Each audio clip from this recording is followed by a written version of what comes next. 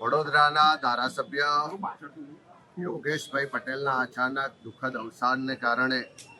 જે માંજલપુર વિધાનસભાની બેઠક ખાલી પડી એની પેટા ચૂંટણીમાં કોંગ્રેસ પક્ષ તરફથી ખૂબ જ નિષ્ઠાવાન પ્રમાણિક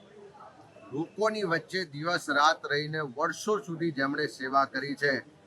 એવા ગુજરાત સરકારના પૂર્વ મંત્રી, અમારા પ્રદેશ કોંગ્રેસ સમિતિના ઉપપ્રમુખ અને ગરીબો માટે હંમેશા લડતા, ગરીબોનો અવાજ એવા આદરણીય ભીખાભાઈ રબારી સાહેબને ઉમેદવાર તરીકે કોંગ્રેસ પાર્ટીએ પસંદ કર્યા છે. એ માટે હું અમારા રાષ્ટ્રીય અધ્યક્ષ આદરણીય ખડગે સાહેબ, વિપક્ષના નેતા આદરણીય રાહુલજી, સોનિયાજી, અમારા પ્રભારી આદરણીય મુકુલજી, એ વેણુગોપાલજી, તમામ નેતૃત્વનો આભાર માનું છું. આજે સમગ્ર વડોદરા અને ખાસ કરીને માંજલપુર વિધાનસભા વિસ્તારના તમામ આગેવાનો, કાર્યકરો અને બધા જ સમાજના લોકો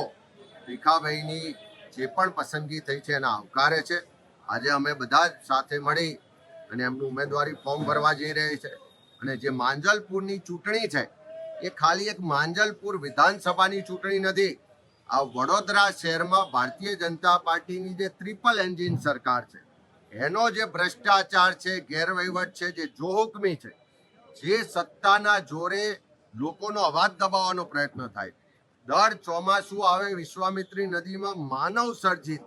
આ ભાજપના ભ્રષ્ટાચાર સર્જિત જે પૂર આવે છે અને લોકોને હેરાનગતિ થાય છે, માલ મિલકતને નુકસાન થાય છે, જે ભ્રષ્ટાચારના મુદ્દાઓ છે, મોંઘવારીના મુદ્દાઓ છે, રોજગારીના અને શિક્ષણના પ્રશ્નો છે, આ બધા જ મુદ્દા પર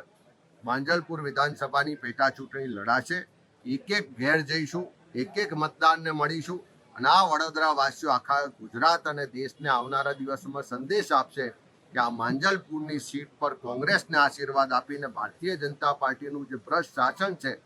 એને 2027માં જાકારો મળવાનો છે. એનો સંદેશ આ માંજલપુર વિધાનસભાની સીટ પરથી અહીંની જનતા અને મતદારો